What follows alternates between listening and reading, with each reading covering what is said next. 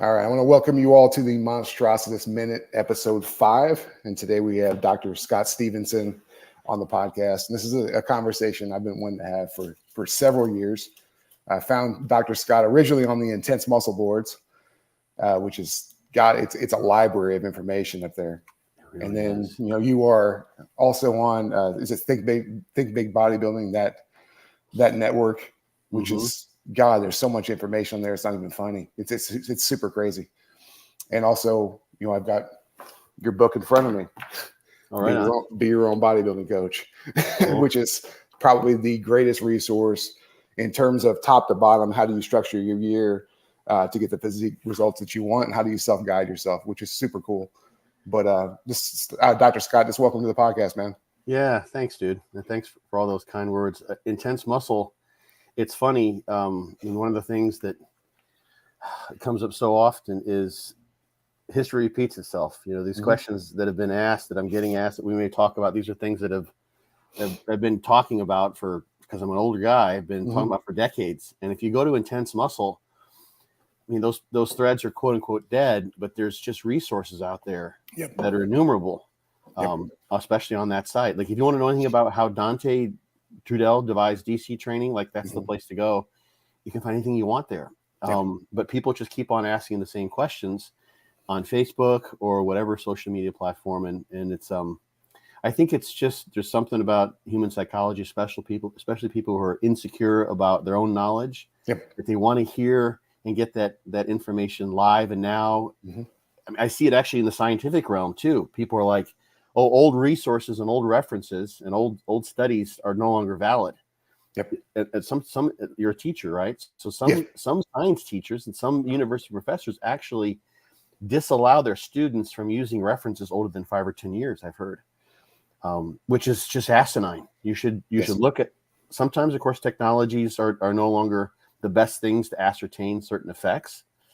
But to throw away old studies that sometimes do things that are no longer can be allowed is just silly. So there's old information out there, quote unquote old, that's just as valid as it once was.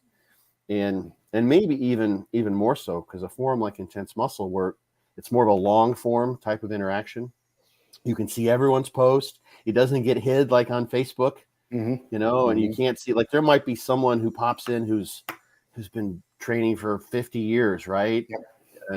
And puts in a really good comment, and you never see it because you're not a friend with them, and Facebook just hides that stuff. That's so anyway, it's super cool. It is. The study part that I think is kind of interesting because as a strength coach, I came across this file that had all sorts of Eastern Bloc research from it, from like Giles Comedy, Berkoshansky. Like if there's a name from the Eastern Bloc that you want to know, it's in that file. And sometimes you have to go through and use Google Translator to translate it. Right. But it's like we had this information 40 years ago, and the NSCA in its its self-propensity greatness, they build themselves up, but they don't touch this stuff. The studies don't touch it, and it's really kind of sad because this is information that's 1,000% valid and carries it. It will get you over a hump with an athlete. If you got a guy that's a 4th or 5th year, football player in college, that's that type of information you need to get him over the hump. So there's a blind spot there, that we just have. It's just normal human inclination. We stick with what we know. We stick within our tribe, so to speak. And some people take that stuff on. It's also, I think, for someone who's developed their paradigm and to think outside of that box that they're used to being in and take on all of that Eastern Bloc information, which just reads differently. There's a different cultural perspective. There's a different mindset. The information, it can be totally outside of what you're used to. And that's a leap of faith that people have to take. I did it a little bit. It's not quite exactly the same thing, but I did it when I became an acupuncturist. Long story short there, I was a college professor, finished my PhD just a few years before that, did some postdoc work, and now I'm, totally entrenched in Western science, but I wanted to figure out how I can best impact people's lives in a positive way. So I'm thinking maybe I'll become a dietitian so we can do some dietary things involved with the research there. Am I going to do more public outreach or more research. Anyway, I want to help people as much as I possibly can. So I looked into things. Eventually, I found acupuncture. I was living in California. You can be a primary care provider there. We had I think 40 or 45% of the students were Asian American at the school. It just made sense for a lot of reasons. But I had to just trust. I had to go in, and listen to these just highly experienced. A lot of times where I was in school, almost all of the teachers were Chinese. So English was their second language. And they grew up, in a multi-generational family practicing Chinese medicine. So it's time tested in a totally different way than Western research is. And I just had to just say, okay, this is what this herb does, and how it works and what it does is something that's outside of my Western paradigm at the time. I just have to kind of trust in it and believe that there's something to it, whether qi or yin or yang or those things are actually measurable in some way that we could validate scientifically. I just had to trust, and I did. And then I have seen clinically how using that paradigm, which, if you're a hardcore Western mind scientist, would you just scoff at? I had to just take that on and just realize there's a different ways of knowing. And speaking of my book, I have this in my book as an important part of the last chapter, is to recognize that, you can know things from your personal experience. You can know things because your grandmother told you, and your grandmother told her, great grandmother told her, et cetera, et cetera, et cetera. So back to the Eastern Bloc literature, it's kind of a shame that we don't take those things on and incorporate them in the way that we could, but that's just, the nature of the human condition, I think. Yeah. Just that a little bit. There's a stigma that the drug use of the Russians was so much higher. Yeah. And kind of an interesting conversation with a guy that was, my first job was to be the head strength coach for boxing at the University of Northern Michigan. We had a university, it was an Olympic program, and all of our guys were top 5 in the US. But we also had a Greco program. We also had a very high level Olympic lifting program. Both were led by, one was led by a guy from China who spoke a lick of English. It was crazy. All he knew how to do was tell me that his guys were fat and they needed to run. Which was just hilarious. Right. Our other guy was his name was Ivan Ivanov, and he's now the head of Greco for the US. Like, he developed world-class guys, like gold medalists, world champions. And we would always joke with him, like, oh, we take the vitamins and this and this. And then, Devon, that was called D-ball. Right. Just joking with him, But but when I look back at his training, it was the closest thing that you will ever find to true conjugate. There were periods of time where things are just all out heavy. There were periods where he didn't touch a weight at all, but everything was on the mats, and they did banded work, and it was all speed strength and strength speed.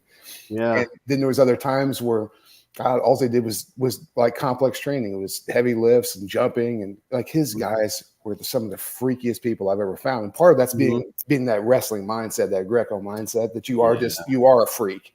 Yeah. But his training, you're an animal. He had guys one was name was Spencer Mango, and he was, I believe, like a 130-ish pound body weight who could Zercher squat 365. Oh, shit. And again, there's a reason why that guy's a gold medalist. Like, there's a reason why he's world champion and year out. And I think he's out of it now. But the training that Yvonne put forward, like, that completely changed my mind to everything. Before it was, NSCA, 12 cents, 8s, 5s, 3s, Right. And this is like, you mean you're not lifting at all? And it's, all we do is throw each other. And we do band work because the bands, it's the closest thing that you'll find to replicate a match. Yeah. Like, dude, like, as a 42-year-old guy now, I 100% get it. Yeah. As a 22-year-old kid, I was like, what are you doing, man? But the results spoke for themselves. And the thing that's important there, because I'll tell you sort of a mini story from my experience as well. And this is meant to be negative in any way, shape, or form, but the caliber of athlete and the mindset of the athlete is super important to make that work. You got to believe in it. Yep. A lot of times you're talking about athletes who have just tremendous genetic predisposition to adapt to whatever you throw at them, right? You couldn't take your average person on the street and say, okay, I'll try to train this way. They wouldn't have the mental fortitude to do it anyway. They wouldn't have the desire probably, and they wouldn't have probably the physiological adaptive capabilities to do so. And when I was in grad school, University of Texas at Austin, I got time to sort of work with the football players. I had basically two things. I wanted to get some experience, so I went in and just kind of I was like a graduate assistant for like one summer, but we also made a research experience out of it. So I was gathering information on their strength testing, so squats, bench, et cetera, basic stuff during that summer. And I compared it with, I can't remember how many years previous it was, but they were in between strength coaches there and Western strength coaches, and their women's athletic strength coach was a guy named Angel Spazoff, who was, I know that name. Yeah, he's pretty well known, PhD. I heard, and I doubt Angel's going to hear this, but I heard that at one point that he actually took the NSCA CSCS exam and didn't pass it. I believe it. And probably not because he couldn't have passed it. I'm guessing just in the little interaction I had with him, and is that he's like, no, that's wrong. And he gave an answer that he thought was right, and he just disagreed with so much on the test that he just didn't pass the test. But he took over these athletes, and I think this may have been just when he got there, the male football players, for a summer, and constructed a basically sort of a Bulgarian wave style strength training program with them to have them have better performance on their squats, their bench press, et cetera, et cetera. I think they did just like a hang clean. Maybe it's just a power clean. And they didn't improve, right? It didn't happen. But the problem was this was during the summer. And a small percentage of the athletes came in and were supervised. And the rest of them they were training, wherever they happen to live, at Planet Fitness or whatever the box gym was. And this program was diabolical. You've probably done Bulgarian wave style training where you're doing lots of triples and singles and that kind of stuff. And like, that's a whole other way of training, is just going in and just doing sets of 10 to 12 or what have you. So my guess is that the adherence was just absolutely for shit. Yeah. And while he had what would have been, because these were high, this is University of Texas at Austin. So these are very, very high caliber athletes. A lot of them are very gifted. But to get to that college level, a lot of times, not always, but many of them are so gifted, they don't have to really do much. They haven't been pre-selected, like, for instance, you'd see in an Easter Block scenario where they start picking them out at age 3. It's like, oh, look, that one can jump. That's going to be our triple jumper, or whatever. So when they were given this strength training program, they just didn't use it. And this is maybe a good segue to what we might talk about bodybuilding wise, is you can come up with what would be, if executed and applied perfectly, a more optimal program for reaching whatever goals you have in mind. But if you don't have adherence, you don't have any control over adherence. And I don't know, they did actually have them log their weights and that kind of stuff. It's been so long, I can't remember what I had access to data wise. But I mean, imagine someone goes in like, holy shit, I'm going to have to do 6 triples and 6 max out 5 times or something like that today. I'm not doing that shit. I'm just going to write some shit down. I did a couple of them. I probably could have got the other 3.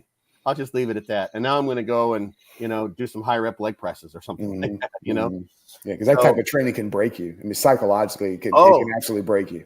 Yeah. There was a Bulgarian wave that was kind of taken from him for bench press that I think I did 3 times. And I got it from a buddy of mine who actually is now he works at Rice University. He did his PhD in the same lab I did my master's degree with. And Brian Gibson is his name. Shout out to Brian if he ever hears any of this stuff.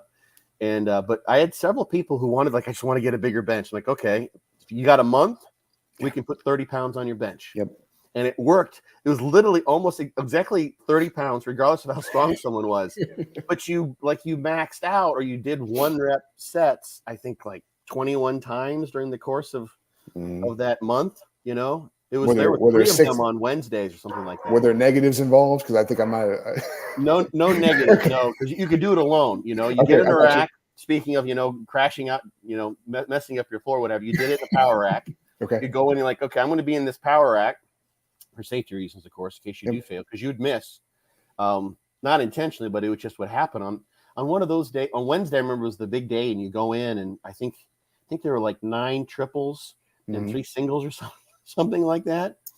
And but everyone got 30 pounds, and it was like, what else? How else are you going to put 30, unless you're just a newbie or you're going on stuff for the first time? 30 pounds on a flat bench press for someone who's been benching for a long while is a lot, but it was just neurologically and psychologically, it's like, oh shit, you know, this is just something else, but it works if you do it. Like I can see as a coach, like during the summer period where the head coach wants to see some kind of progress coming forward.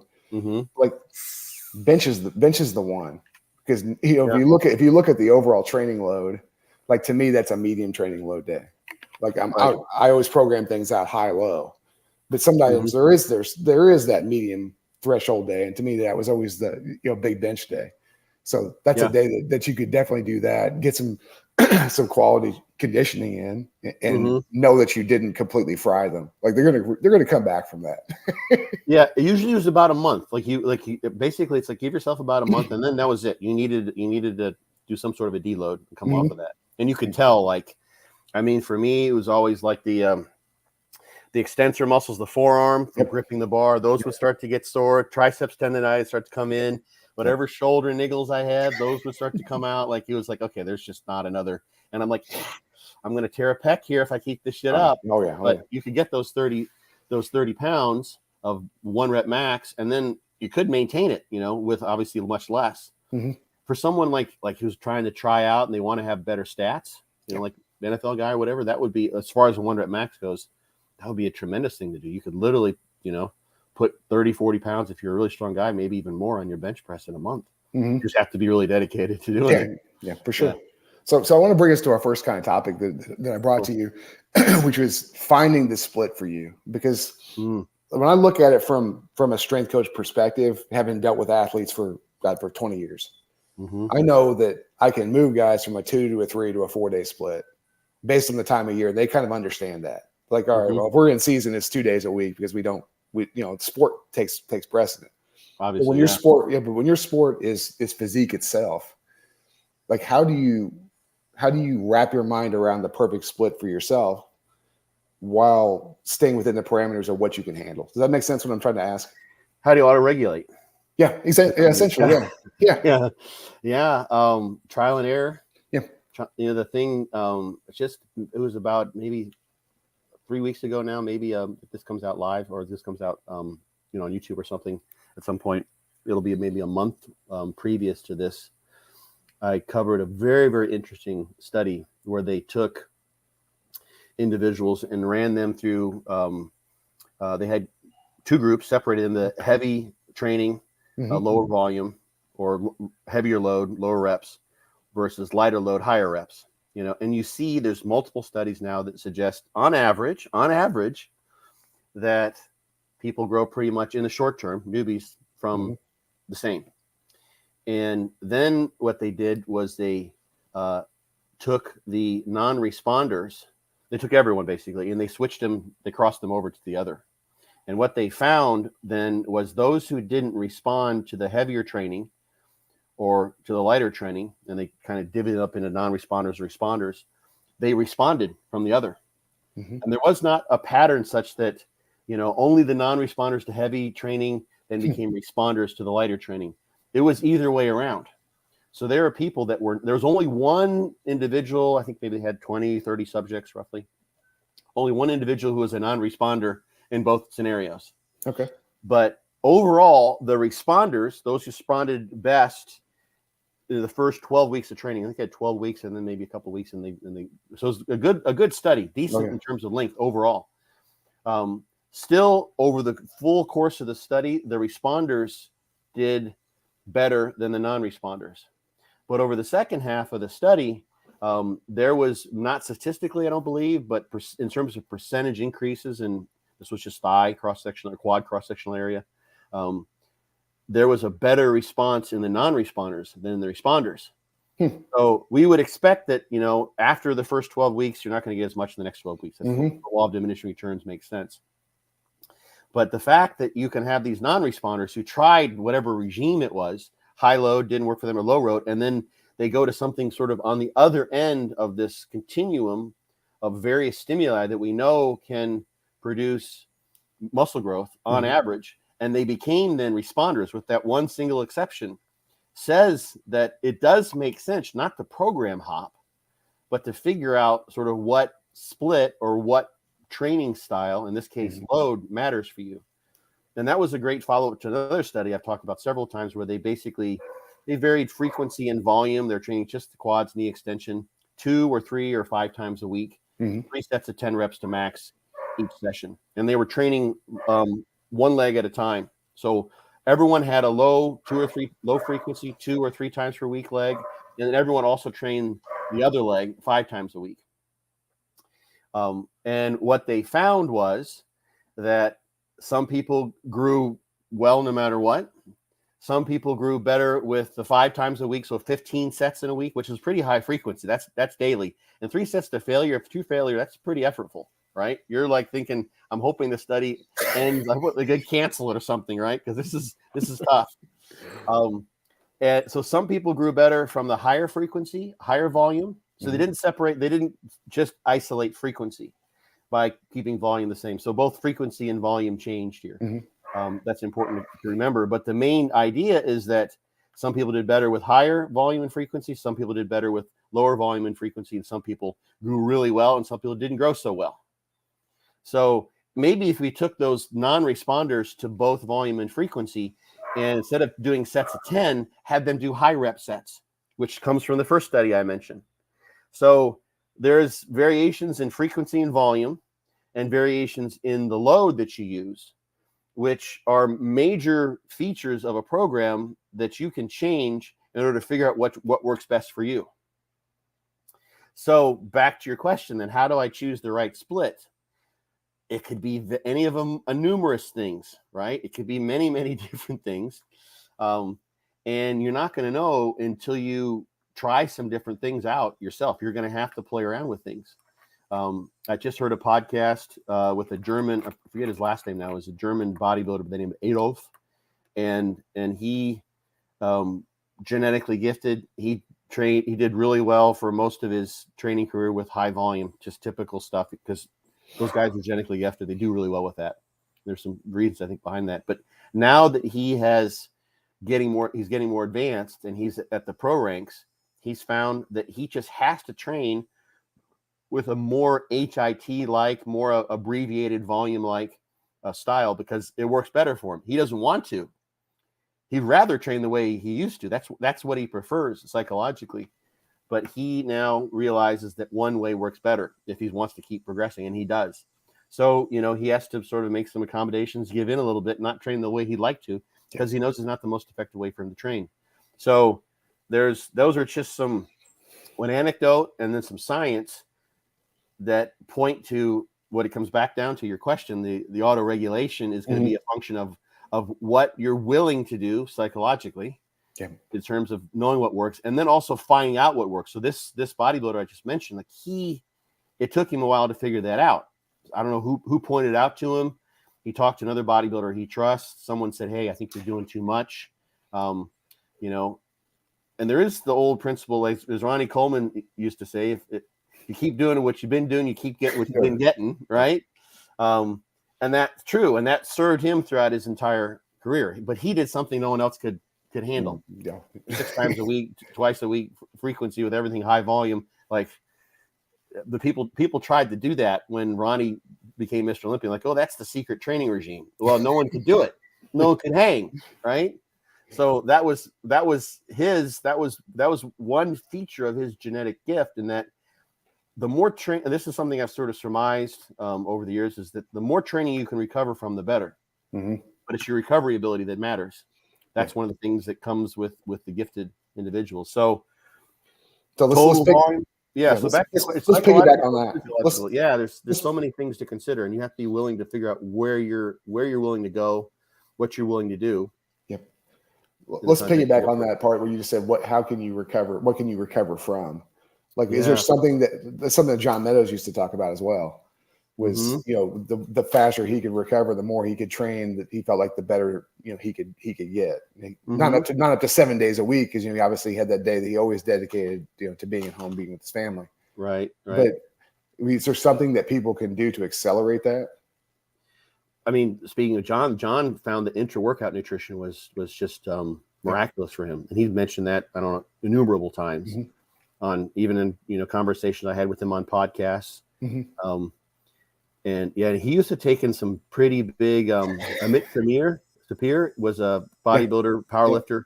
At one point, he held the squat record for a short period of time. Yeah, I remember that name. He was a big. Sam Bird may have come back and beat him. He's a little ball of muscle, man. He was huge. But somewhere it may be on Elite FTS. I think there's he talked about what he was doing, and John had him taking in some massive inter-workout nutrition. He was really loading up a lot of his calories during that period, and that works really, really well for many people. That's a strategy I've employed for 20 years now, more than that. And I noticed that for sure with many, many people as far as recovery goes. So nutrition has to be on point. Mm-hmm. The rest of your lifestyle, you've got several children. I saw from your face. Yeah, I got 4. Yeah, that's what I thought. Are they all boys? All boys. Okay, I can't, as I tell my wife, I can't miss. Right. Exactly. So that has to be, incorporated too. You've got, boys who want to go play. They want to go do stuff. Like probably you didn't sleep for who knows how many years when they were, all kids. Right. You're still paying back that sleep debt. Maybe for the rest of your life you will be, right? Yeah. So I mean, recovery I could spend days talking about recovery. It's really everything. Mm-hmm. The thing that I think people should probably keep in mind, and I've made this mistake for years. I'm someone who can attest to this. Is we are capable of going in and continuing to bang out workouts with suboptimal recoveries. You can keep on training and keep on doing your mind can be much stronger than the body, especially with someone who has, for instance, done many, many contests. This is the thing with me that was always sort of difficult, and it's a general bodybuilder's mindset. You're looking for that reward where you've totally emptied yourself. Right? There's nothing left. You did all you can possibly do. And then you come out victorious. You come out with the best physique you've ever had, or you just nail it on contest day or whatever it may be. And we're sort of seeking that. It's sort of a dopamine surge we're looking for, but that's not always the optimal thing. And then when you're done with the contest and you're in off season, you're trying to make progress and you need your recovery to be on point. There's a psychological setting that needs to be switched back to, no, I should feel fresh and strong. I shouldn't be having to think, there should be no psychological, like I got to will myself to go in there and train hard. It should be, I'm so friggin' hungry that I just can't keep myself out of the gym. Right. And like one instance that I saw that with, and I sort of incorporated that into fortitude training, my program.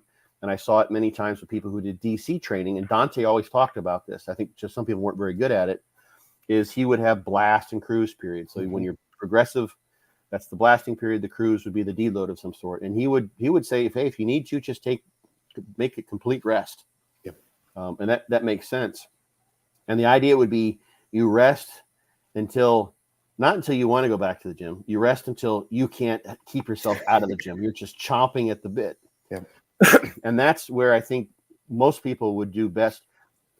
I wouldn't say most people because it's hard to know. There's some people who they just want to look like they lift and they don't really enjoy the training. So with them, they may need to be, and I guess the trick here is to know where you fit along the spectrum. There's some people who I wish I could just train more and more and more and get more progress. Yeah. They have to pull themselves way back. There are other people, your average person on the street who doesn't have this whatever nuts and bolts that are loose in their brain, driving them to go in the gym and beat themselves up. They need someone to get them there. They need some sort of encouragement. And knowing where you are along that spectrum is going to be key to making sure that your recovery is in place. Some people will tend to undertrain. Some people will tend to overtrain. Many of the people who are probably listening to this podcast are going to be those who tend to probably want to do more because you want to make sure you dotted every I and crossed every T. Yeah. And what you can find out, and I tell this story from one of my early clients who did fortitude training, is he was a mathematics teacher in the UK. You may have heard me tell this story. I've told it several times. And he'd been training for 30 years, something like that. And he never had a real deload before. So he just really hadn't. Because he was pretty hardcore. Yep. There's a certain mentality there, especially in the UK with the bodybuilders. They go for it, right? Yeah. And very, very intelligent guy. He wasn't a meathead by any means. He was actually kind of an intellectual, taught like calculus and high-end mathematics to gifted kids. Okay.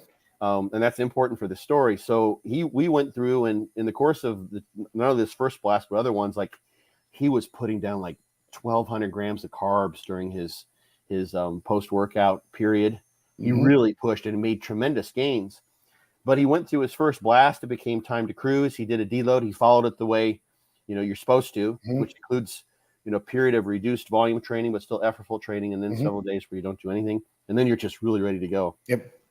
And he went back and did what you think he'd do. He looked at his logbook and he said, okay, this is what I was getting, X weight, 200 pounds for 11 reps with this load for loading sets. I think I can probably go to 210, and I can keep it in the 8 to 12 or 6 to 12 range. So he did that. And literally the first 2 days when he was doing the heavy loading sets where he's, doing straight sets in like a 6 to 12 range, he was getting like 21, 24, 25 reps with weight that was higher than what he was getting for 10 to 12 before. And he's like, he came back and he's like, what the heck? He was kind of embarrassed. He just couldn't understand this because I must have been miscounting the weight. Like and I teach math and I can't even count the weight on the bar. What's going on here? He literally was doubting himself because it was so outside his frame of reference that he could have had that sort of a rebound in strength, because the way I do deloads are basically taper. And so he just tapered for the first time and basically revealed the extent of functional overreaching that was attainable, that was waiting to be had if he just tapered properly. And he did it, and finally, boom. So I had several experiences, as a growing up and with that, where I had to take a layoff. But once I was playing football as a kid, and I got really sick, and I got a thigh bruise in my quad. So I spent like a week with no lifting, no nothing. I mispracticed the whole thing. I was, absorbently sick, and I couldn't even really walk because of this thigh bruise. It ended up becoming a myositis ossificans, where I had bone in my quad. Holy crap! Yeah, it was pretty horrendous. But I came back and I had the same thing. I'm like, all of a sudden, like I'm moving weights in the gym, just upper body stuff it's like did I fast forward 5 years? Like I can't understand this. So that's one way that someone could know whether they're doing too much recovery wise, is if they do take not a 2-month break, but if they do take a break.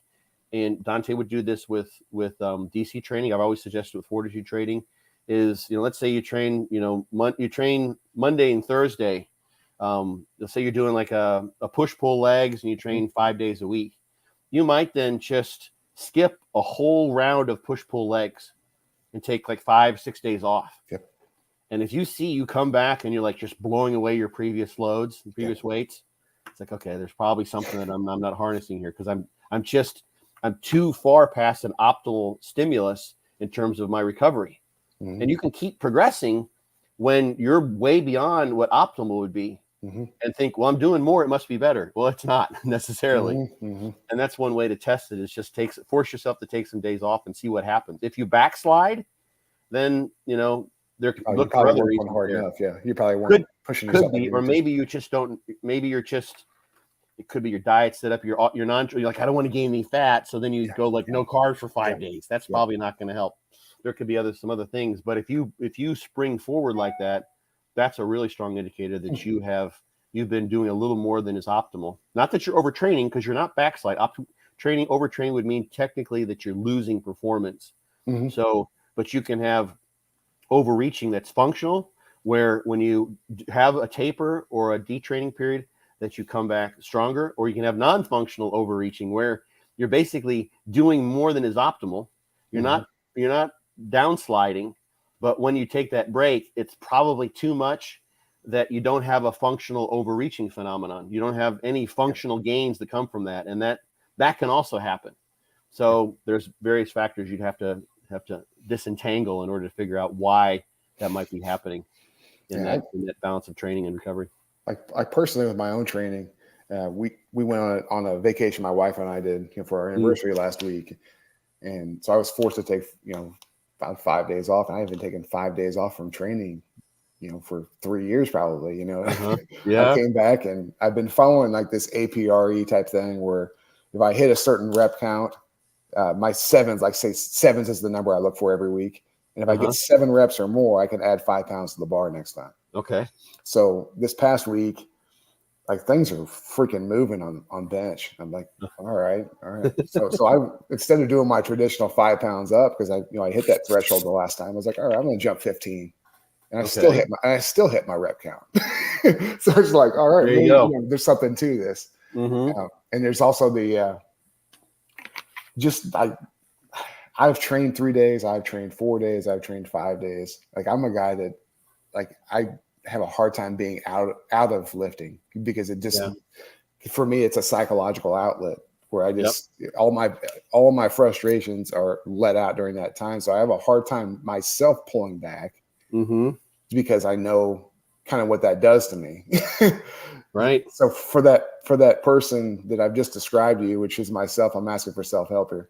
What do you do for that person? Like, or how do you try to scale them back or rein them in? We'll recognize that first of all, is that you may be somewhat suboptimal, and that may be a trade-off that you're totally willing to accept. Maybe just totally fine. Another thing you can do is if there's some component of that, like I need to be in there, isn't that like it's an outlet for rage or an outlet for anger or what have you, that it's just like this so extreme. Because I mean, I can totally go with that. I trained some time when it's just pure rage. There have been times when I've got a bar out in my barn where I train now. I need to get another straight bar, but it's permanently bent. I mean, I think I had I could add it all up, like 700 pounds on the bar.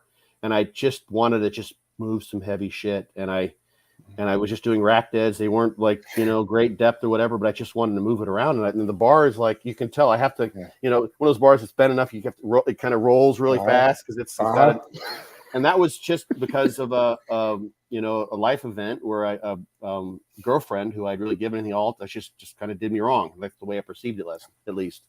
It was kind of what happened. I just let it all out. So sometimes you just need that, and you may need that to keep your personal balance in place.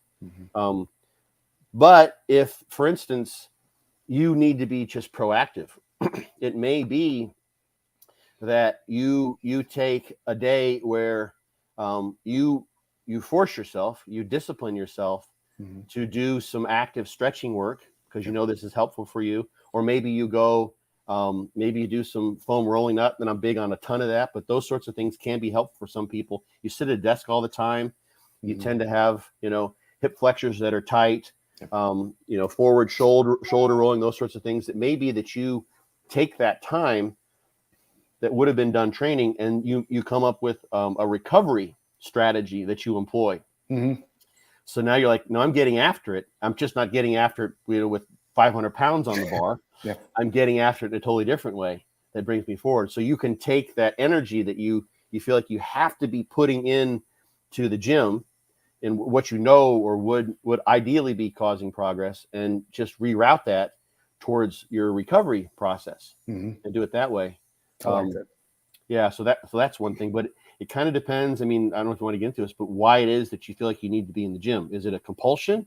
Is it for just, you get there's an anxiolytic effect of exercise. So your anxiety gets reduced and you just feel better, and you feel like for me, it's more of that. It's just, man, it's calming. Like as a, I'll tie us back. As a strength coach, I was in the weight room for 60 hours a week for 10 years. Yeah. And I left that, and I'm 10 years away from that, but it's never left me. It's something that's where it's like the only place where I really feel like I'm at home. And it's kind of a strange thing, but even though it isn't my home, it's in my basement. Right. so it's it's kind of this double thing, but it's like I had this talk with the football coach that I've been working with at the high school I'm at. I'm like, man, the only thing I've ever wanted to be is a strength coach. I just love being in here. That's all it really is. It's hard to really describe to somebody that doesn't feel that or has ever felt that kind of passion towards something, I guess you could say. Yeah. I can draw an analogy that might help someone. So like when if you have a home, you have your home. That's many people don't work at home, but they have their home, and you vibe differently. You become a different person when you're at home, right? Than you do when you're at your desk, right? Oh, for sure. That you do whenever you are. Or let's say let's say you're someone who maybe has lived in 2 different countries, and you live other places, then you go back to your hometown, and you go there regularly, so you feel like you kind of have a sense of home there. You just are in a different place. You're actually become a different person. Different aspects of your personhood, your personality come out. And like when I go into the gym too, because I've been training for 42 years now, I guess. There's a different me that exists. Yeah. And it's a me that is in contact with that me that exists there. It's almost as if I'm tapping into another set of personal memories and a personal experience and a vibe and a way of being that is different than what happens when I'm not in there. And I don't have to talk to anybody. I don't have to necessarily. It's one of the things that's hard for me. One of the reasons why I don't post a lot of videos of while I'm training is because when I'm teaching, I'm in a different gestalt. I'm in a different person. Even though I'm talking about weight training and bodybuilding, that sort of thing. But when I'm actually in there as the athlete, something else. Story. Yeah, exactly. And it can be various things. That can be like training like Ronnie Coleman, and dancing and having fun and hooting and hollering. And then sometimes, I'm just a raging animal and literally just maybe even like trying to destroy myself, trying to destroy some part of me, working through something, So I get it then. So you need to be in that zone. You need to spend some time there giving energy to who you are in the gym. And I get that. So that's something you gotta check those boxes then to some degree. Yeah. So it's kind of a battle, It's like I like how you kind of phrase that. You're a different version of yourself, which is kind of the case. I think that's the case for a lot of people that really get into something deep. Yeah. For a guy that say it's a PhD in mathematics, like you're talking about, when he's working through a problem, he is surely a different person than when he teaches that problem. But when you're into something super deep and you're trying to, there's always another layer to it. The way I look at it, there's got to be a screw I can turn. So I want to figure out what screw that is. What thing can I add or take away from what I'm currently doing to get to where I'm at, to where I would wish to be. Yeah. So I think it's a puzzle. Yeah. When I'm speaking German a lot these days. I'm working my German. I've done some podcasts in German, a couple of webinars. And I just had this conversation a couple of weeks ago. It comes up a good bit, is that when you're speaking another language, there's another way of thinking. There's of course, the ideas are sort of emanating from some central thought generating area in your brain, but you're basically coming out and you're representing as another personality. If you're attaining or approaching fluency, because there's a different way of thinking. Like German moves the verbs all over the place and things are conjugated strangely for an English speaker, et cetera, et cetera. And there's just different idioms that get used, and just certain things feel and sound better in German. There's certain words that are just, so you have to take on that personality. And the same thing happens when you're in the gym. Like people who see me in the gym and they don't see me outside the gym, they might think I'm staying away from that guy. I'm hiding my children. I'm like leaving my purse in my car, like whatever, like they're like, get away from that dude. And I just remembered this. It's kind of interesting. Mike Israetel did, when the training of failure obviously is this big topic for so long. And he did a video, and that's another topic we could talk about, but like kind of different types of failure. He had sort of his way of interpreting that. This is when he's going back and forth with Lyle McDonald. But one of the things that made me think about this is my first mother tongue is Russian. I think he may have grown up speaking both languages, or he started learning English when he was very, very young. But Russian is still something that's ingrained in his brain. And for whatever reason, maybe because of the environment in which he was in Russia, maybe it was a pretty rough and tough one. Russian comes across as kind of a hard language. Oh yeah. And there's, certain ways, certain things that can be expressed probably in Russian that you just can't quite say the same in English. But I remember this from his video. People can seek this video out. But when he really is going to I'm going to see God. This is come hell or high water. This is a death set. He speaks and thinks in Russian to himself. So like he will, like when he's like, saying, his yeah, buddy. And that in those last few reps is in Russian because it sends it's a different energy. Yeah. Right. So you get into a different energetic state. You're like an electron, that's been raised to a different energy level when you're in the gym. And part of your molecular being requires that you obtain that energy state on a regular basis. Otherwise, you're losing a part of yourself, something that's developed over decades and years. So you have to have that in some way, shape, or form. Ronnie Coleman still keeps going to the gym. Yeah. Right. Yeah. Probably may not be the way he trains the best thing for his joints and his body. I don't know. But Ronnie just loves it. It's just part of who he is. It's never going to go away.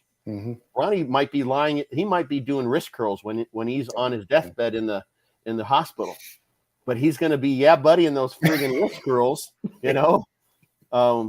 like none other. So, yeah. So that's the thing that, I think sometimes it's just therapy. It's the easiest way to say it.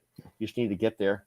Yeah. And so that's what people need to consider. But on the other hand, and this is the thing that I might say to you too, or anyone who's listening who's in this similar situation, is if one feature of that going in and grinding in the gym, of going and getting after it, is that you're an unstoppable force. It's kind of fun to go in there and say that, gravity's about to be my bitch.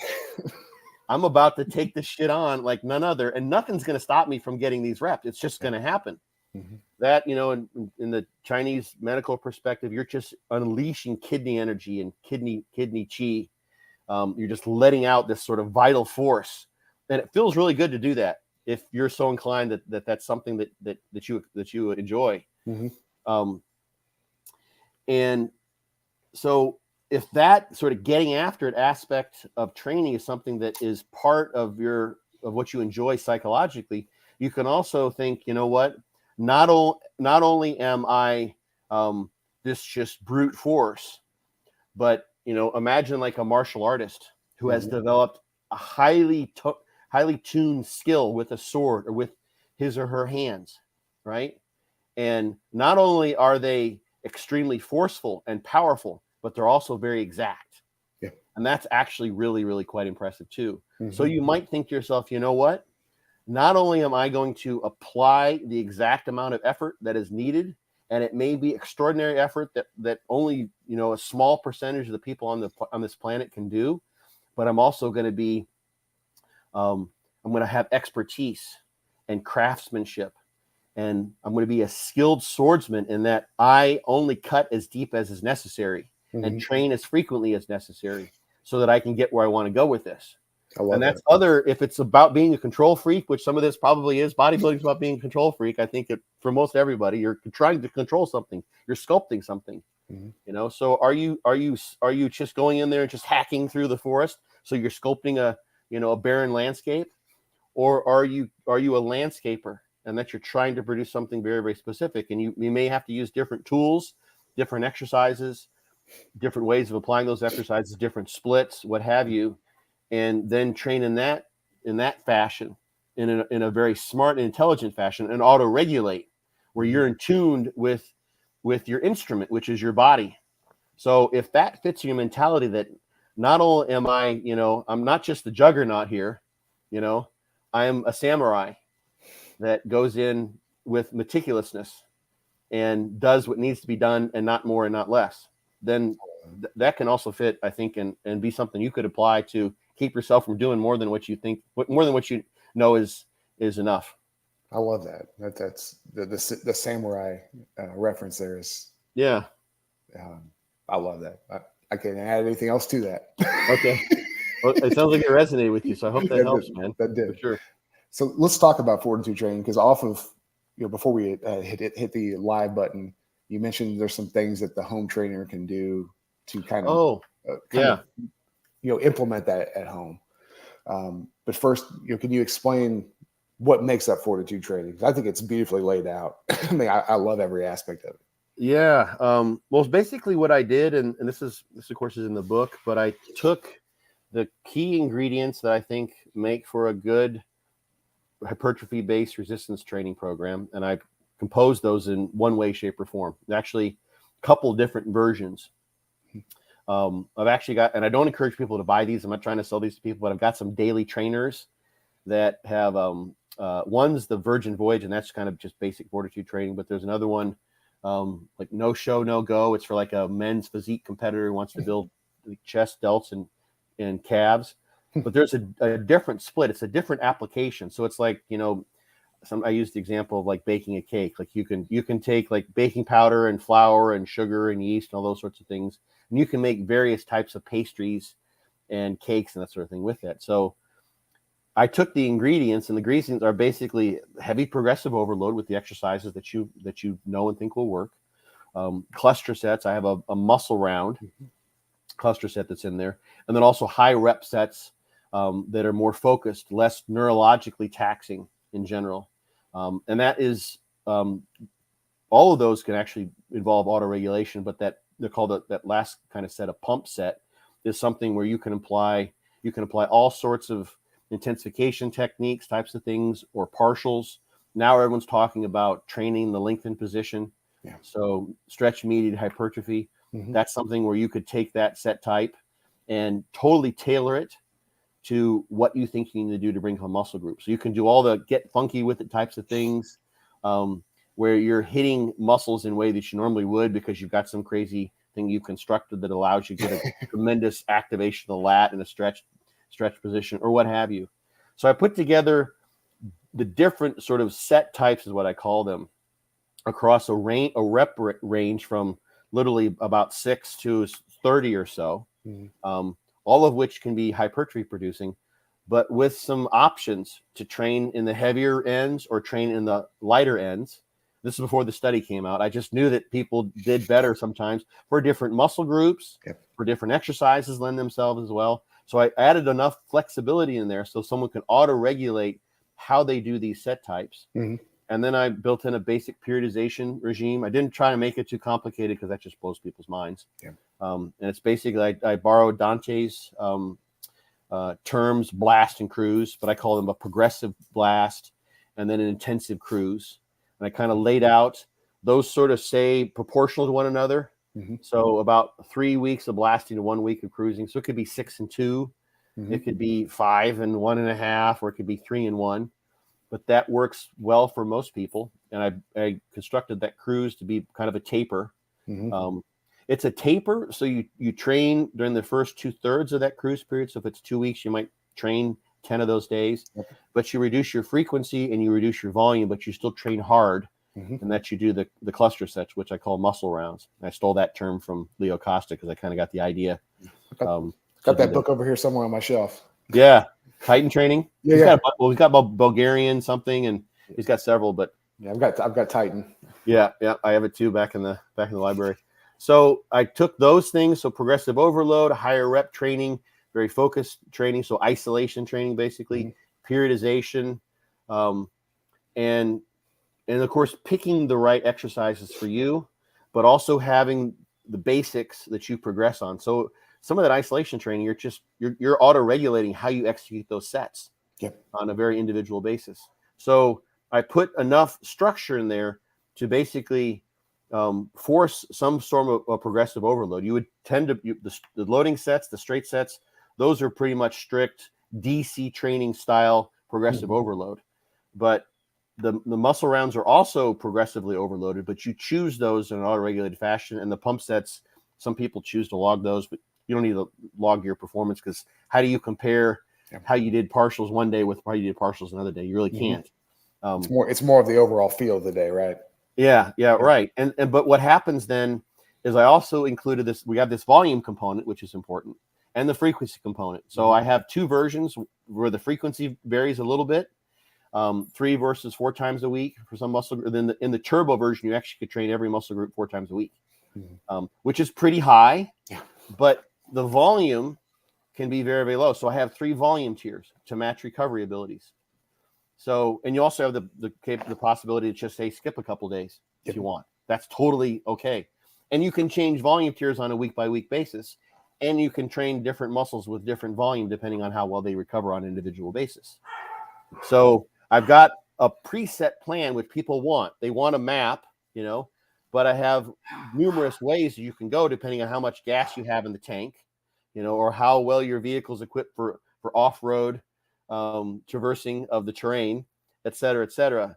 So I just put in that variability in terms of volume, variable in terms of flexibility, the different set types, which can be adjusted depending on how you like to train, to what extent progressive overload fits in your mindset, with plenty of flexibility to adapt it to the individual in terms of exercise selection, how long you blast for, whether you travel a lot. Like, that's one of the things that's pretty cool is the muscle rounds and how you train during the intensive cruise is only muscle rounds.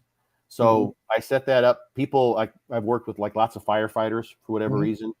And then people that have just weird schedules and travel a lot. But so let's say you have a home gym where you have the same exercises, the same machines, and you want to progressively overload there. And you only get back there on an irregular basis, but it's usually 3 or 4 days in a row. And the rest of the time you're on the road. Well, if you're on the road on those days, you would just do muscle rounds, and you might come back to the same gyms if you go to the same places, or you might do muscle rounds with Smith machines that are close to being the same, or you can even do them with barbells. There's some nuances there, but you always come back to those progressive overloads. So you have a crazy, most haphazard schedule ever, but as long as you have a home gym where you can do the loading sets at, you can progressively overload there. And then you train on those other days based on what your recovery is. What do you have available to yourself? You don't want to go into the gym. Let's say you go and like you just happen to be at Gold's Venice where they have like 6 different sets. So you're up at Bev Francis' place or whatever. Like, I got to use these machines. Like, no. You're doing barbell back squats today. I can do those anywhere in the world. I want to use this badass machine, That's incorporated in the program to do that. So it's meant to be practical, but with enough guidance to keep you on a progressive overload scheme where you literally can't help but make progress. And the last thing I'll throw in is that if you execute these sets the way that I've suggested, you're literally training. You have to train hard. The loading sets, you're leaving 1 or 2 reps in the tank until you get to the last set, if it's a compound exercise. The muscle rounds include just 1 failure point.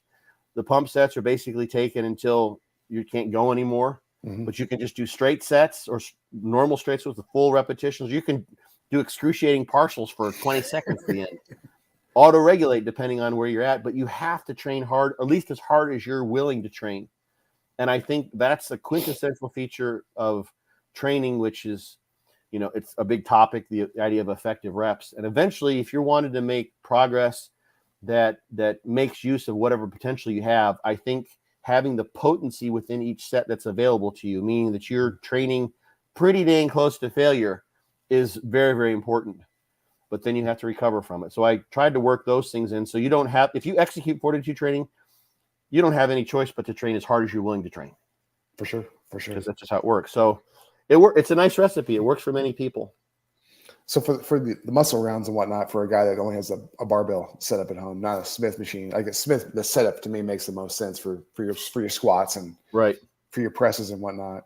Like, what do you suggest from a safety standpoint to kind of make those things work?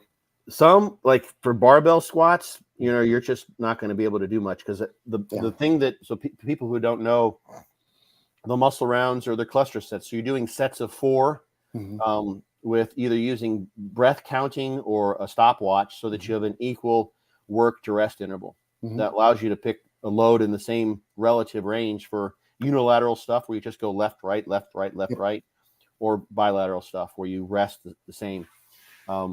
But you don't want to be, when you're getting close to failure, having to unrack and rack a weight, right? Because you're using up energy that's just not necessary. So barbell squats are something that for most people, it's going to be a tough one because if you do fail and you got a lot of weight on there, then you're going to have to come back. You're kind of stuck, right? You want to be in a rack, of course, no matter what. You want to have, something as a safety if you're doing barbell squats, regardless if it's a muscle round, what have you. And that's the way you just see the, I think it was there was a guy who died. I saw that rolled over the top of his head, right? Yeah. And he just didn't have a good spot. All that was avoidable just by being a power rack. He may have been outside a power rack. Yeah. that had, I can't remember exactly. Yeah. I kind of cringed and I didn't look at the details, but I think the pins were in it. Like I yeah, but saw he was that video. outside It's the like, rack, I think. what are you Yes. doing, buddy?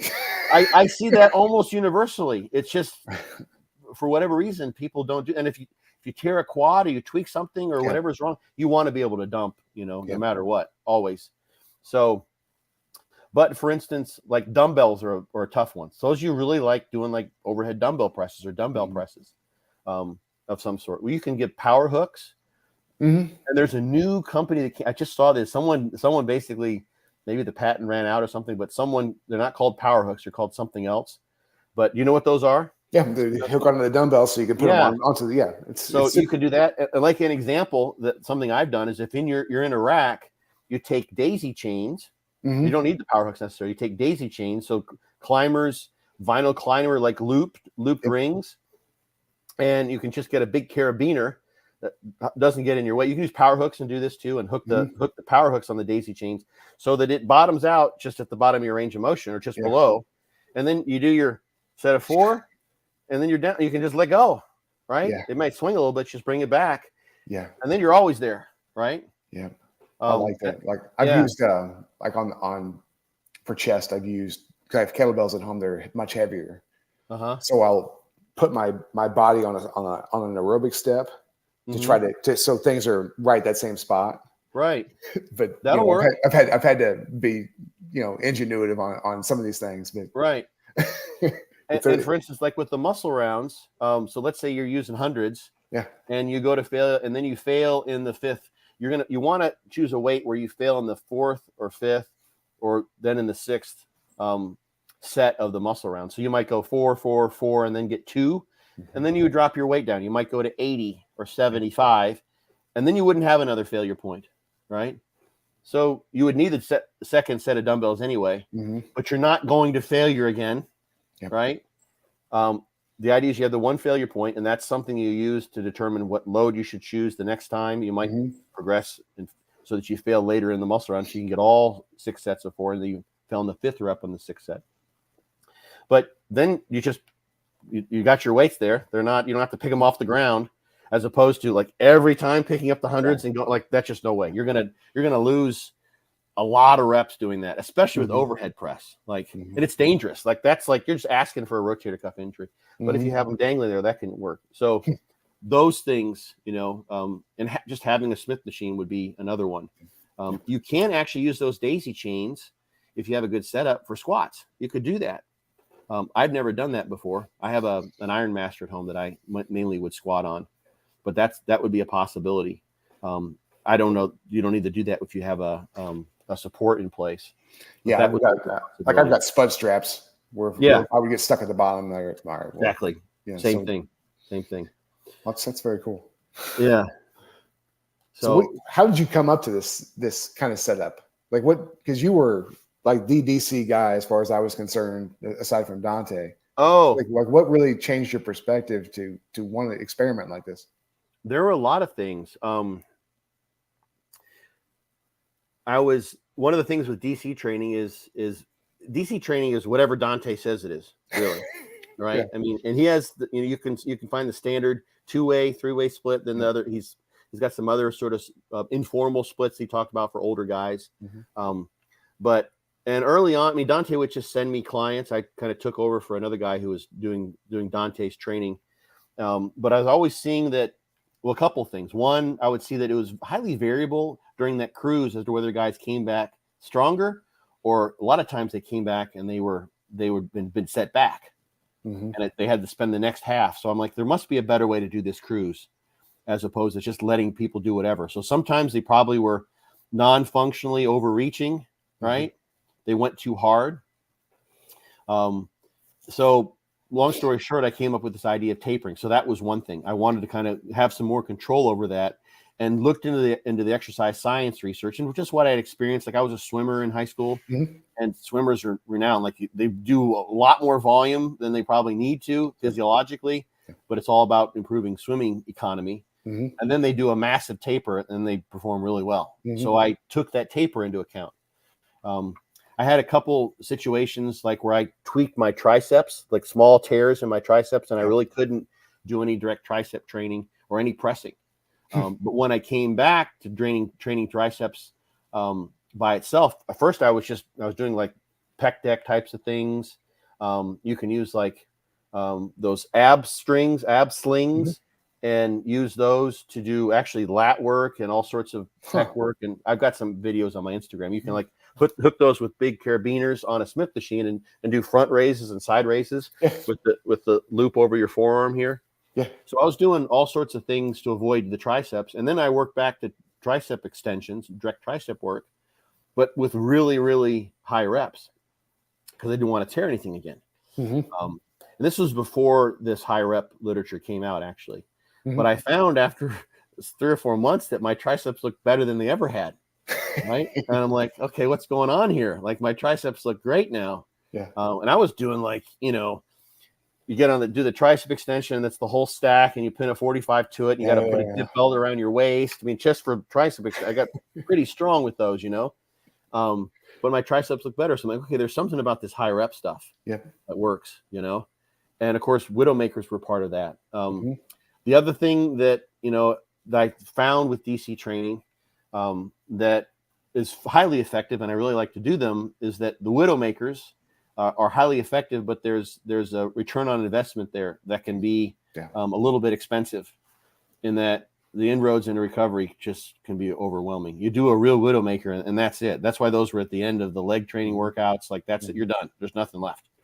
It's going to impact the rest of your training. So one thing I didn't mention with regards to fortitude training is that the sets are all, when you're actually doing the repetitions, they're always done continuously. So with the muscle rounds, you do it is a cluster set. So you have rest periods where you put the bar down and you rest as much as you can, and then you pick it up and you do your reps again.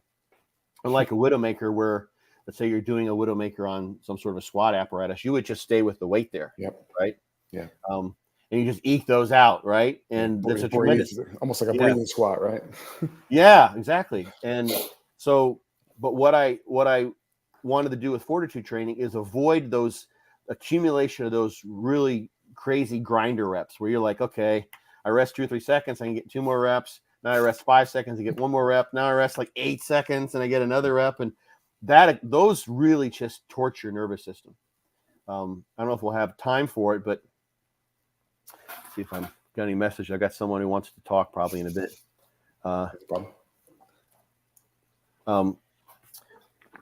Is you really cut into your nervous system adaptation or nervous system capabilities with voluntary training. But I think the muscular system is capable of more growth. We see this when we look at animal models of muscle hypertrophy, for instance. You can see tremendous growth with a synergistic ablation, where they'll clip one of the calf muscles and let the other calf muscles grow. There's actually a study where a similar thing happened with individuals who had Achilles tendon ruptures, and they used the flexor hallucis longus muscle for your toe, and they attached that where your Achilles is, and then they looked compared to the opposite leg, and they looked at 10 or 12 subjects, and that muscle was like 100% bigger than the muscle on the other side. And I think the 102% was the highest, but the range was like 50 to 100, and that's just a consistent chronic overload. 100% greater muscle size is tremendous. If you could double your muscle size, your muscle mass, that's world class in terms of if everything were doubled that much. So the point being there's sort of various lines of research that suggest that muscle may be capable of growing more so than we can voluntarily get it to do, because a model like that, where someone's walking around and continually stressing this calf muscle, this plantar flexor muscle, isn't something you can do in the weight room. You can't go in there and just continuously, lift all day long. You're nervous. You'd be just your joints would just give out. It'd just be too much, right? So back to the fortitude training, those grinder reps that really tweak the nervous system. My thought is that you can still progress as long as you constrain yourself to doing continuous repetitions. Yes. So when you do a set of 10 to failure, you get to 7, instead of stopping and resting, taking a break to try to eke out 12, you just go continuously, unless you need to take a break to reconfigure your feet or what have you. Don't be silly. If something doesn't feel right, then stop and correct that. But you just go to failure. And training that way is actually really, really hard. It's hard to do because you're just walking off the cliff is how I like to say it. So I incorporated that as a standard way of executing fortitude training in all the sets, that your reps are continuous like that. And what I think my thought, at least, that does, and we know that there's a dose response relationship in terms of volume and how much growth you obtain, right? More being better to some degree, it's highly variable. But I have the sense that if we can eliminate that limiting factor or minimize that limiting factor of the neurological component of our recovery, so that we're not doing tons and tons of grinders where you're just torching your nervous system plus your endocrine system, especially if you're not enhanced. Your immune system takes a blow from that, and do the reps continuously in this way. You can sort of shift the stress onto the muscular system, which can handle more than what we can typically apply when we're training in the normal grind out the reps, Widowmaker style fashion, and then effectively train with higher volume, which if we recover from, and hopefully we've achieved that by not stressing the nervous system, et cetera, so much, you can actually then have a higher training volume and therefore get more muscle growth. So instead of doing 2 sets that are like, and this is a tough thing. This is just an idea that I think it seems to work for many people. It's worked for me, especially when you get to where you just can train. You can do those Widowmakers like crazy. Let's say you try to do 3 Widowmakers on squats, like 3 true Widowmakers, right? Like the first one, you're like, and the third one, like you're thinking, like, what's wrong with me? Like, I mean, that's just like, right. You're grasping what this would be, right? This is sort of a overblown example just to point out the idea. Sounds like the worst day ever in a squat. Yeah, right. And you might take you forever to recover from that, right? Yeah. But would you be, if let's say you tried to do that, like, let's say it's just 2 sets, you try to do that Tuesday and Thursday, would you be better off doing that Tuesday and Thursday? Or would you be better off doing 5 sets continuous up to failure or 0 reps in reserve? I think the 5 sets. To me, it's the 5 sets. I think the 5 sets. I think so. This is not to say that there's not something to be had from those Widowmakers. Like there's a unique stress there, but I think the returns you get off of multiple Widowmakers decline substantially relative to inroads in recovery. I can't see how you could even move with 3 days removed from each other. You know what I mean? Yeah, right. So let's stick along that side, that line of thinking, though. Is there a point that you think within like the fortitude format that doing 1 to 3 Widowmaker sets is something that gets someone over the hump? Well, there's no Widowmakers in fortitude training. Yeah, if you were to throw that in, like, do you think that throwing a Widowmaker in there at the tail end of a blast is something that someone could maybe eke out something else that might not have been there before?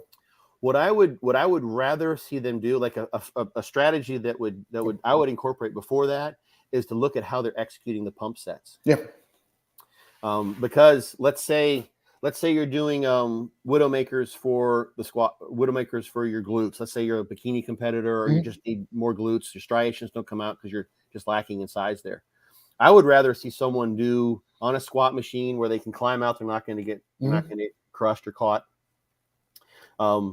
Do, let's say 10, 12 reps until they're 1, 2, 3 reps in reserve, and then go down and do even like very quickly spread the legs out a little bit, take a wider stance, and then go deeper and start and do partials, and try to do 15 partials in the deepen position with a mind muscle connection on the glutes, an arched back, as much hip flexion as possible, and focus on the glute. So then they turn that whole thigh exercise into, which I call it thighs, but I toss the glutes in there too. Yeah. It's more than just the quad and hamstrings. And then they turn that into a glute specific pump set. So they've targeted, and that is, you just do partials until you can't do any more partials, and then you're done. And that's it. I like that. You crawl out, right? So you're not it's I think what really it is when you get to the point where you don't have any left, or you're just about to fail, and then you rest. And it's in those splits, those few seconds, right? Or accumulating those momentaneous periods when you're very, very close to failure, that just like there's just like an exponential increase in what that does to your nervous system. Psychologically, neurologically, what's going on there, I don't know exactly. But if you just do those partials like that, I think you could do a couple sets like that and get more out of specific glute training, let's say, if that's your purpose, than you would by doing one Widowmaker. Because of course, and this I kind of chose this example in particular because you're not going to pause at the bottom during that Widowmaker. I mean, I guess you could try to do that. That's not how they're done in DC training. That you pause at the bottom, you probably wouldn't be able to come out of the hole anyway. Yeah, that's what I'm thinking. If you try, so you'd be standing upright, right? So that whole time you got all that weight on you, right? And you can feel like your back feels like it's starting to collapse. Your low back is just taking a load. That's the thing with doing Widowmakers on a squat. For me, the way my biomechanics are set up is that a lot of times you'd be like, to get as many reps as possible, I'd have to cut those periods of rest shorter because my low back was okay. My low back, as I mentioned, is limiting factor. It's not legs. So in that case, and this is why I chose the pump sets to be done this way, and very much specifically adapted to whatever the person's goal is. So the Widowmakers are glorious. If you're trying to train someone's ability to push themselves, Widowmakers can do that. I think there's a generalized effect that carries over there. But if you're trying to bring up the glutes, and you think that high reps might be a way to do that, then you pick an exercise that strategy might be better done on like a leg press, to be perfectly honest, where you can go deep into a leg press and do like a ham press type of thing. But then you take those pump sets to a glorious end, but with continuous reps. So you by doing them continuously, you just put a governor on the extent to which you can do these grinding reps where you're pausing and resting. Because what you're doing there, of course, like let's say you're on the leg press, you're doing those deep squats, and you just come up to the top and you stand. There's nothing on the glutes, right? There's nothing there. But you're accumulating stress by just standing there. Let's say you just tried to stand there for like the next minute. Like you want to get the hell out of there, right? So your nervous system is taking a blow there, but your muscles are not. Go down to that deep spot, and like sometimes you can crank out like 20 of those partials. You might be down there for 10 or 12 seconds. I think that in terms of targeting the glutes, if that's your goal in this particular scenario, is going to be more effective than doing a Widowmaker, where you're spending all that time just waiting to get one more rep, and your nervous system is just getting whacked for a very little return on investment in terms of glute stimulation. I like the way you phrase this whole potential scenario, because it really shows that if you're trying to develop something very specific, you need to start thinking about the thing that you're developing in a very specific way. It gives the smart bodybuilder the opportunity to do all those things, like Charles Glass type stuff. Right? I mean, there's reason many people go to him, because he's really a kind of a wizard at finding exercises that have resistance profiles that target muscles at angles or force the body to use muscles in the way that sort of fill in those physique gaps that just don't happen if someone keeps doing the exercise they've been doing. Ronnie Coleman, could get a world's best back of all time by doing 12 plate rows in the corner, right? But not everybody can get those. Like John Meadows, we keep on bringing up John, but John didn't get anything from deadlifts on his back. He had to do really high volume stuff, like every exercise in the book. And that's when his back finally got thick. And you would look at his back and think, oh, that guy's pulling seven plates from the floor. No, he wasn't. John had a bad low back. That was maybe part of why he couldn't deadlift and get much out of it. But even bent over rows weren't that great for him. That's why the Meadows row was really invented. Because it was to find an exercise that fit the person's natural. It's a kind of a neuromechanical matching basically that goes on. Is your body is pretty smart in terms of knowing which muscles to activate in the course of range of motion based on your biomechanics. So some people, they squat. Derek Osmond was someone that I trained with for a good bit a few years back now, and even when he would get in the best shape, his glutes didn't have like these great striations. And so you could argue like he could have been in better shape, but he just didn't have big glutes. But his quads were ridiculous. And he just, because of the biomechanics, even when he would squat with a barbell, he was very much an upright squatter. Yep. You know, he just didn't get a lot of glute activation. He didn't have that forward stance, didn't have like that, you know, powerlifting style squat whatsoever. He was just biomechanically inclined, neurologically inclined for whatever reasons to activate his quad. So for him, squatting isn't going to give him big glutes. For me, coming up, I squatted religiously for like 20 years, basically. There was 10 years when squat was every week. I always did a barbell squat. And I got to where I was doing, and I was even going shallow to some degree, like going to 90 degrees at the knee, intentionally to try to target my quads and my legs more. And I have some stage shots from behind, and my glutes looked like they belong in another bodybuilder. They were just huge. They were gigantic. And I was squatting like 585 for a set of 10, you know, and to 90 degrees, not rock bottom, not powerlifting. So, you know, I'm not saying I was a 700-pound squatter by far. I wasn't. But squatting, just the way I biomechanically, the way it felt best for me that I could actually move heavy weight was more of a powerlifter style squat. And it just was a glute exercise for me. It didn't bring my quads up the way I would have wanted. So you got to pick the right exercise, but then you can exploit the range of motion in the exercise where you target the muscle in the way you want to. So you do squats with a wide feet angled outward, externally rotated at the hip type of stance, or you do ham presses like that, where you get more hamstrings and posterior chain involved on a leg press. So you can do all those things, and use just the part of the range of motion. In this case, it is the lengthened position.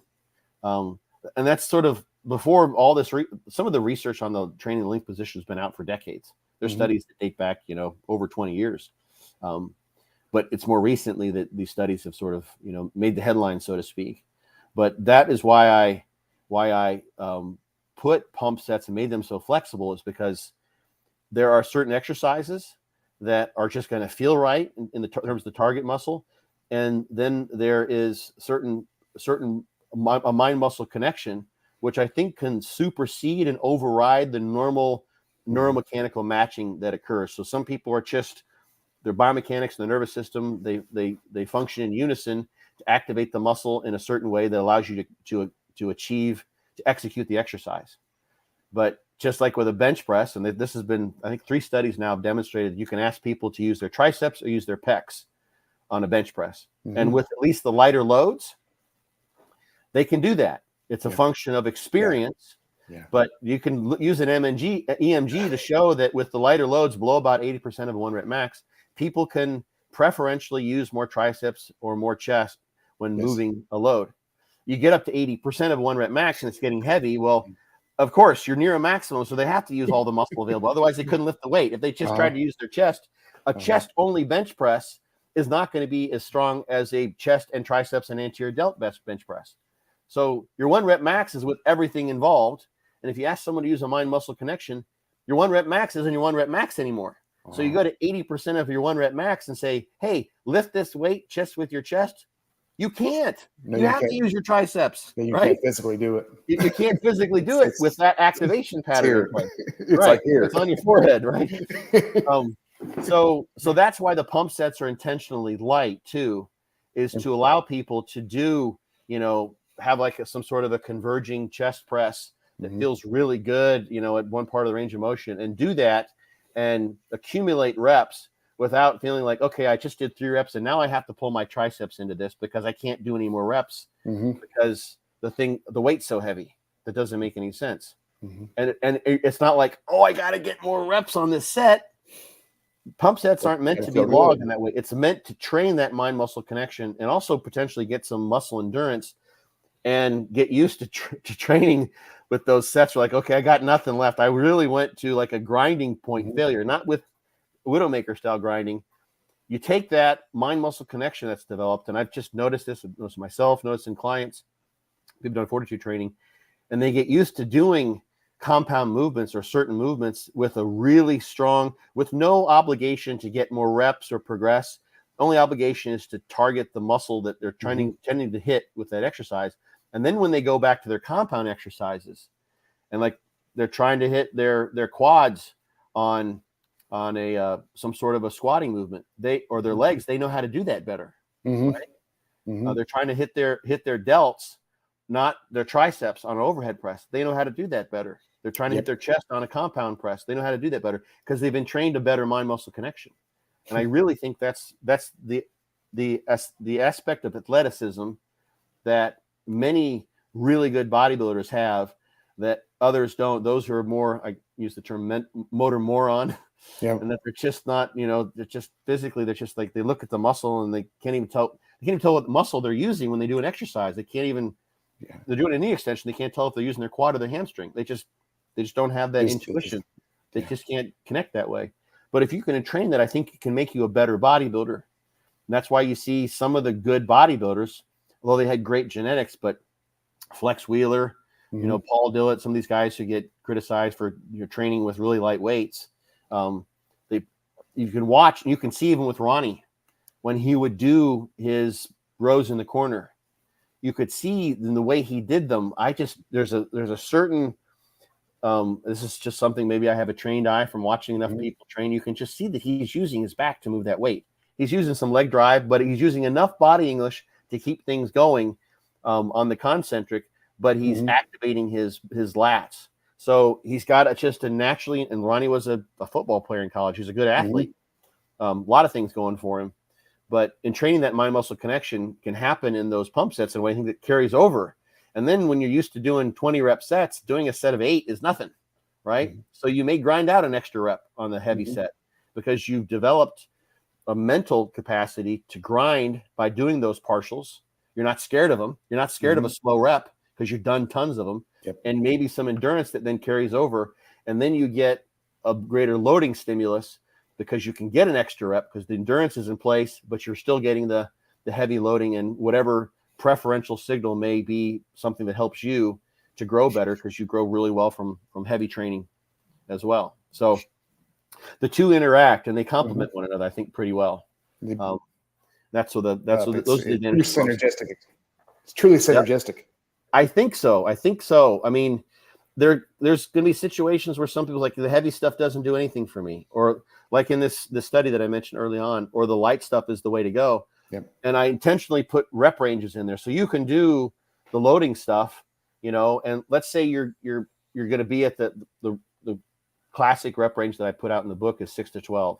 So let's say you keep your reps around 12. Well, if you're 1 or 2 reps in reserve, that might be actually a 14 rep max.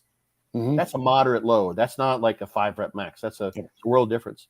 And then you do your so everything is sort of in that range. You stay at the higher end of that rep range. That works better for you because of your joints. You lose your mind-muscle connection otherwise, what have you. And then you do your muscle rounds, and you choose a lighter weight, which means you fail at the end of the muscle round. And you just set it up so that you progress, so that you're never failing early in the muscle round in that 4th or 5th set. You're always training light, and then all of your pump sets are lighter. So you can construct the entire program and shift the spectrum of rep ranges that you apply for all 3 set types towards the higher end in all cases, if that's where you think that you grow better. Or you can take a step back and say, okay, I'm going to periodize sort of in a more of a linear Matveyev style and do a blast of fortitude training where everything's in the higher rep range. I'm going to do my intensive cruise, and now I'm going to come back and train heavier, right? And I'm going to do like 6 to 8 reps, failing early in the muscle rounds. I'm going to do 15 to 18 or 15 to 20 reps on my pump sets without a lot of partials, And I mean, literally, you take a pump set that's 15 reps, 16 reps. That's not far off from a 14 rep max that you might have been using with the loading set. So there's a lot of range and playing around with rep ranges that you can do across those sets to accommodate what you think works best for you or what you found works best for you. So that's the thing. There has to be some flexibility in a program, I think, if it's going to work for a lot of people, because we're all so different. I love how you laid that out there. I really do. Because there's different times, there's different seasons for a reason, Yeah. Right. Yeah. Very cool. I don't want to keep you any longer. We kind of went over. Yeah, it's all good. Man, I've really enjoyed this conversation, especially talking to a guy that we briefly mentioned this before we got on here. That was, I mean, heck, we grew up 20 miles from each other, different times. But yeah, I think it's just super cool how small the world really is. Yeah. My mom lived in Barrie for a couple of years when she was a kid. She moved around a lot. Okay, what's the name? I'm gonna talk to my dad. What's Oh, what's the last name? her last name would have been Gates at the time, but Does she still have family there? no. It was my grandfather. Okay. I'm pretty sure she was there, Huh. because she moved. She lived in Ohio, Okay. and she was there for a little while, very short period of time, like a year or two. I think she moved like 8 times before she graduated high school. I got you. So she was in and out, but I'm pretty sure she lived there. Yeah. I'm constantly blown away by like these things that I meet people and they're like, oh yeah, well I was here or I was there, and I'm like, man, it's so the internet makes the world very small, and you realize how small the world really is once you actually interact with people. It's so cool. This German learning that I've been doing too. I'm on a group, Yeah. where we have some sort of tutors that pop in and help us a little bit. Mainly, it's just a bunch of sort of advanced level foreigners speaking German, and I'll be talking with people, friends from Taiwan, from Romania, from South America, from Brazil, from Mexico, all over the place. Some of them live in Germany, some of them don't. Like Japanese guy from the UK, a Romanian woman from the Japanese guy living in the UK. And it's just all over the place. And it's just bizarre. And the world's so small. And like just a couple of days ago, we were having a talk, and there's like a sort of an ancient Chinese book called the I Ching. It's kind of a Chinese oracle. And my Taiwanese friend had just done a bunch of I Ching work when she was back to Taiwan for a while. I didn't know this about her, but I have the I Ching. It's sitting right here. So we talked about the I Ching for like a half an hour,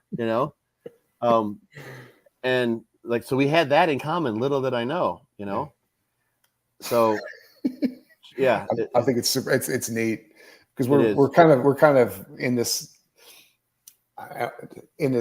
mindset now where we're all so different, we should all be separated, and like no, like we're like there's no difference between me and you or anything else. Like we all have the same basic needs. We all have common interests. We all have a passion for living the type of life that we want to live, and it's I think that I'll use the word political, but the political landscape is trying to destroy that as far as I'm concerned. But which is sad because we are so similar yet unique at the same time. We got to recognize we're all part of the same tribe. Yeah, and it's so hard to do. I was thinking about this morning. I listened to as much when I'm just doing whatever. It's always in German, so it helps with the German. And you don't see this in the U.S. so much. You see different accents. You go to New York, you hear an accent different than in Texas, different than in Alabama. There's a Midwest kind of accent. I don't think of it as an accent, but yeah, you can hear there's something about the intonation, etc. But if you go to Germany, and this is less so now because everyone speaks sort of High German. But if you go to villages, you can just travel a couple 100 miles, and if you went from village to village, those two people wouldn't understand one another if they're speaking their dialect. Okay. The dialects are that diverse. You can have someone who grew up in a large city where they weren't exposed to a dialect, and they travel 50 miles out to a village where everyone's speaking the dialect of that area of Germany. It's completely unintelligible to them, and it's pretty crazy. And you see that all over the world. Germany is is the example that I know the most about. And they're literally these are dialects, but they're completely different languages in terms of the practical application. And when I was thinking about the in context of what you were just saying, because that shows you, and this still that's the evidence for how tribal really we sort of are in the course of our evolution up until now, really, because the fact that 500 years ago or 300 years, you had the same situation. There was just no High German that everyone spoke as sort of a universal language. But if you got on your horse or you traveled, and just walked or migrated for a few months, you wouldn't be able to understand the language that people speak. Yep. That's what that really means. And it could have it sunk into me at a different level. It's like, wow. So that just the fact that difference in languages exists to this day and existed then tells you to what extent we evolved as tribal beings. We have our tribe. We have I talk about Dunbar's number all the time, like society that maybe the size of a tribe would be about 150 people, something like that. And it would make sense. Like not only would be like, okay, I don't recognize you, or I haven't seen you in my tribe, but I don't know what the hell you're even saying. It's obvious that you're not from my tribe. I can't communicate with you. Yep. And you're getting frustrated because you can't communicate. Are you getting mad with me? I don't know what you're saying. Like, what are you talking about? That's nonsense. What are you talking about? That's nonsense. Next thing you know, there's a battle breaking out. So, yeah, but that just kind of dawned on me. It's like, wow, this dialect difference that exists to this day, like it's easy to find, is just it's testimony to the evolutionary processes that have led to who we are now as human beings, and to the extent to which we're tribal in nature, and that's a tough hurdle to overcome, for sure. On the international level, on the political level. So, but we got to figure it out, man, or otherwise we're just going to kill each other off. Yeah, and that's kind of the sad part to me is like we're all like it's all a message more than it is anything else. like you're saying, it's all a messaging issue more than it is anything else. Yeah, like it's you can listen to a positive message or you can listen to a negative message, and the first thing you're going to most people will gravitate towards is the more controversial. And I mean, I'm an armchair evolutionary theorist, I guess you could say, but it makes sense to be wary of the stuff that's screwed up because there's survival value in that. Gossip, what happens on social media, and like the negative and outrage, like that's something in a small tribe that was something worth paying attention to because it needed to be corrected. If someone's acting poorly, they could create mayhem in the tribe that could really have a detrimental effect on making sure that you didn't go out on the hunt. Like no one went on the hunt. What's going on? Like we need food. Like we're not gonna have what we need to survive the winter if people keep on screwing up. You had to pay attention to those things, and everyone would get together and remedy those quickly. But you can't remedy most of these online arguments online. It just doesn't happen. So we have this inclination to want to argue online, which normally or at least get into it and address the issues, which normally would be fruitful in a small environment, in a small room situation. Where you kind of had to work it out, but it's not. We just have the tendency to want to be outraged, and it just perpetuates itself. The environment is not such that those things can be solved. So, and we just have to become aware of who we are and what we are. There's a self-awareness that I think is lacking that, probably will be imposed upon us eventually, one way or another, that if we don't have it, then we won't be around to gain it because we'll kill each other off, or maybe whittle ourselves down to post-apocalyptic levels, and we'll have to start over. Who knows? Yeah, as many times as I've watched Mad Max, I'm not sure I want to live through it. Yeah, yes, sir. I hear you there, man. Good stuff, man. It's been an awesome conversation. Want to give you a chance to plug yourself, but I think everyone should buy this book. Bottom line, you're not going to find a better resource as far as I'm concerned. Thanks, man. So is there a way people can find you on social media? Fortitude Training. How you found me? Yeah, Fortitude_training on Instagram. Not a huge fan of Instagram per se, but there's lots of positives. But that's kind of the easy way. Or just Google Scott Stevenson bodybuilding, and you'll find me. DrScottStevenson.com is my website. So I'm pretty easily found by a simple Google search. That's awesome, man. Hey, have a great day down in sunny Florida. Okay. Yeah. Thanks, Jeff. Appreciate it. Thank you so much, man. Bye bye. Adios.